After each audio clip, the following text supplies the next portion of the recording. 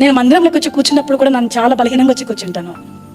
కానీ ఆయన సన్నిధిలో ఉన్న దైవశక్తి నాకు కృపనిస్తుంది.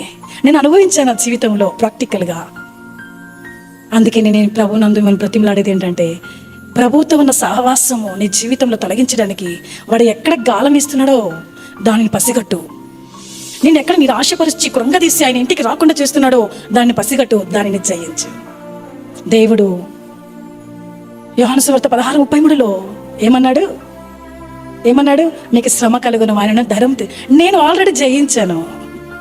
ప్రతి రోగమును, బాధను, శ్రమను, నిందను, వేదను, మీ యావత్ బాధ, ప్రతి శిక్ష, మీ రోగమంతా నేనేం చేశాను? శిలువలో భరించాను.